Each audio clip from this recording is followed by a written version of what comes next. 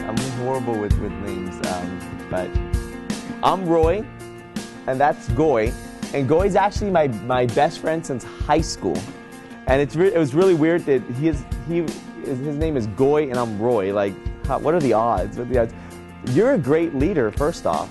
The way that you were standing and your volume and pitch and tone and taking command of the room, congratulations. You have a very bright future ahead of you. Wow. Everyone, please just put your hands like this and do this to her. Do that to her. No, that's amazing to see a young leader like yourself. And ladies and gentlemen, being in this group is going to set you apart from a lot of people, but it's kind of sad in a way as well.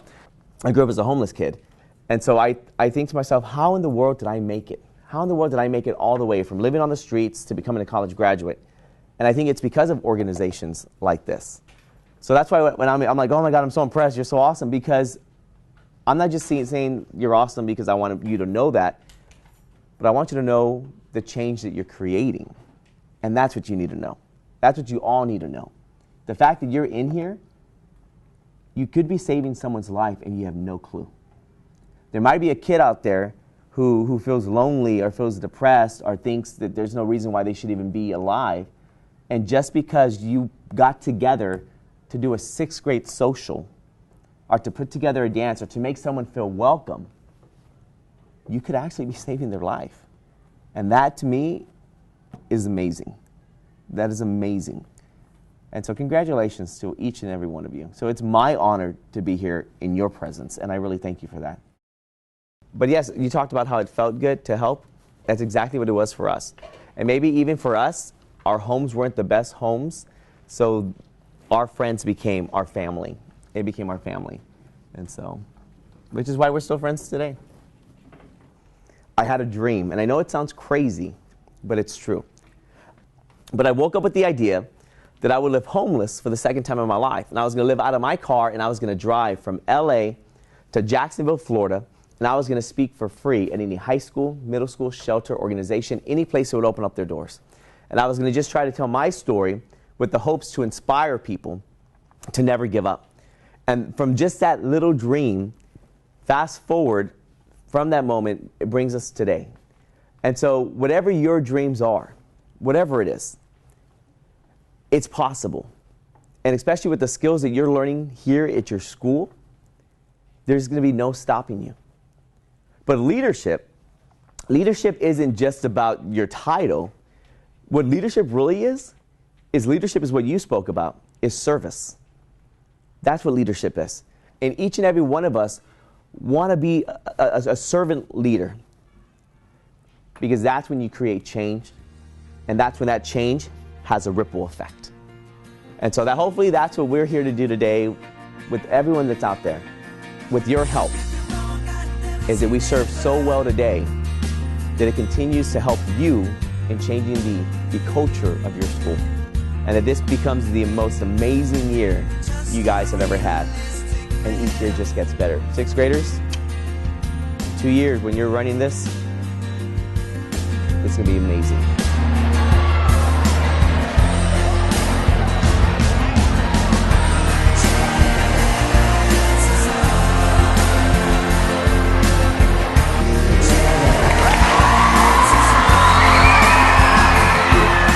Oh my gosh, thank you so very much. Wow. So where are my 8th graders at? 8th grade. It is such an honor to be back. Leadership team, thank you for remembering my story. For those who I haven't met yet, 7th and 6th graders, my name is Roy Juarez Jr. I'm originally from San Antonio, Texas. I now live in Los Angeles. But when I first graduated from college, I had went from being homeless to actually making it to college. And I first became homeless at the age of 14 with a 9-year-old sister and 2-year-old brother due to domestic violence. And I remember crossing that stage at Hardin-Simmons University, a shirt that I wear today to honor my college. And I remember grabbing that diploma, and the first thought that came to my mind was, why did I make it? Why did I make it? In this country, there's an estimated 1.6 million homeless teenagers. How did I get so lucky? For me, 6th grade had become all about Maria. It became about my buddies. And I remember one day, we're sitting in the lunchroom and we're laughing and we're talking.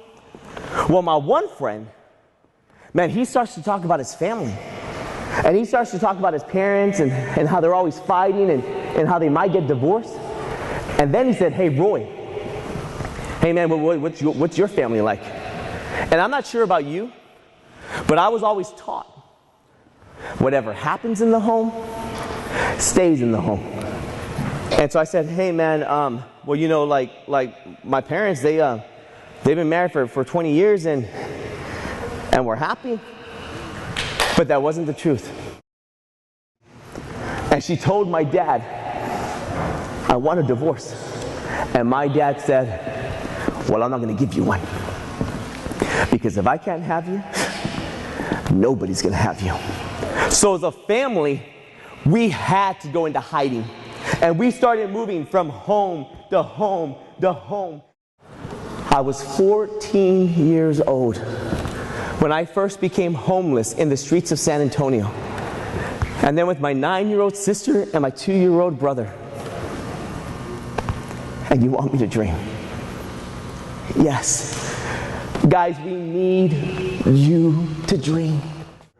You see, in life, we have control over how we allow situations to affect us. Because in life, we get bitter or we get better. Please choose to be better. There is already enough anger and hatred in this world, and we don't need any more. Please be better.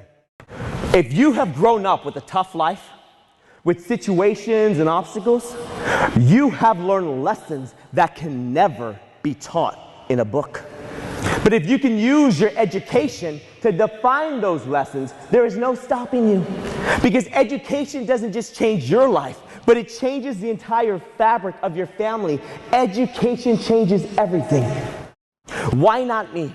And as I sat there homeless, broken, hungry, man, I asked myself the same question.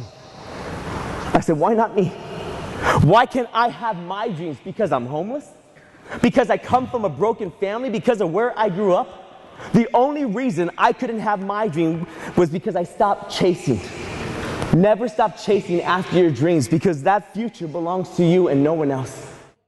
But what breaks my heart, like I said, in this country, there is an estimated 1.6 million homeless teenagers who I'm sure more than half just dream of being where you are today. Please take full advantage of the opportunity that's laid at your feet. That's all I wanted, was to be in school. I enrolled at Southwest High School as a third-year freshman. I became a sophomore and then a senior. And so after that day, I did what all my educators told me to do. All my teachers kept saying, Roy, you need to be educated. Roy, you need to go to college. And you know what, guys? They were right. Oh my gosh, they were right. You don't know me, miss, but we've met before. 7 years ago, I was a homeless teenager and I snuck into a hotel to eat, and with just your words, you inspired me not to give up. And well, miss, that's why I'm here. Educators, I know that kids like me can be tough, but with just your words, you can change our life. Whether you see it or you don't. Stay positive. Don't give up hope on kids like me. And for some of you, if you have given up hope, no offense, but maybe education isn't for you anymore. We can't hurt our children. We need to be here for them. So please, please, don't give up on us. I applied at Hardin-Simmons University. I got accepted.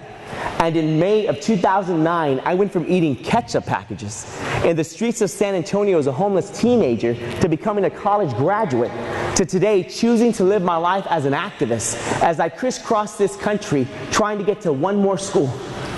Just one more school, one more shelter, one more organization, just to say this.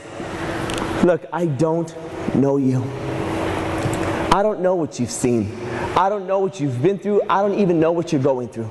But please, whatever it is, don't give your future away because of it. Because that future belongs to you and no one else. It is yours. Never give it away to anyone. So ladies and gentlemen, I don't have an official ending on my story. I'm still on this journey that we call life. Guys, I want to thank you for allowing me to be here. I know that Goy has cards that if you want to be like BFF forever, we can chat. You can share your story with me. I will be here if anyone needs to talk. Thank you so very much for allowing me to come and share my story.